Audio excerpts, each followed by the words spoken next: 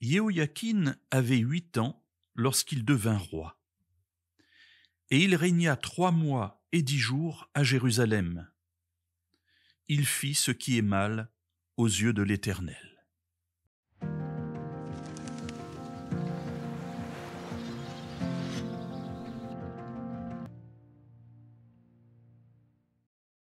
Jéhoïakin est roi de Juda. Juda, c'est le royaume du sud en Israël. Le royaume du nord a été détruit, il n'existe plus, et maintenant subsiste ce petit royaume du sud avec des hauts et des bas. Et il nous est dit qu'un nouveau roi vient à l'existence. Il s'appelle Jéhoïakin. Mais on nous dit qu'il devient roi à 8 ans. Alors mes amis, essayez de vous imaginer à 8 ans, et à 8 ans vous devenez roi.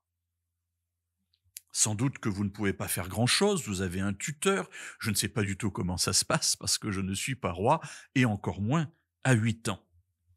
Mais je m'imagine que ça a dû être difficile pour lui dans un contexte qui est un contexte de fin de royaume, puisque dans quelques mois, dans très peu de temps, il va y avoir quelques années, puisque ça va durer encore 11 ans après, il va y avoir la chute de ce royaume de Juda.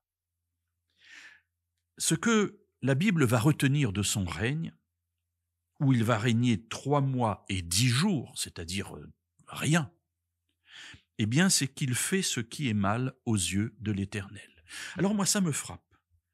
Qu'en 3 mois et 10 jours, on soit capable de juger du fonctionnement de ce roi. Et je me dis, ça a dû être terrible, ces 3 mois et demi, ces 3 mois et 10 jours. Pour que ce que l'on retienne de ce roi, c'est qu'il fait ce qui est mal aux yeux de l'Éternel. Alors oui, je crois qu'il y a des personnes qui ont des prédispositions au mal, de même qu'il y en a, heureusement, qui ont des prédispositions au bien. Mais le témoignage de ce garçon, de ce jeune homme, ce garçon, c'est même pas un jeune homme, 8 ans, eh bien, c'est qu'il fait ce qui est mal aux yeux de l'Éternel. Mes amis, sans doute a-t-il été mal élevé, et il suffit de lire ce qui se passe auparavant pour se rendre compte qu'effectivement, son père va faire ce qui est mal aussi aux yeux de l'Éternel, c'est-à-dire qu'il est élevé dans un contexte négatif. Et cela va tellement le marquer, tellement le toucher, que ces quelques mois de règne, 3 mois et 10 jours, vont laisser une empreinte négative dans l'histoire du peuple d'Israël. Alors, mes amis, il ne suffit pas de vivre longtemps, soit pour laisser de bons souvenirs, soit au contraire pour laisser de mauvais souvenirs.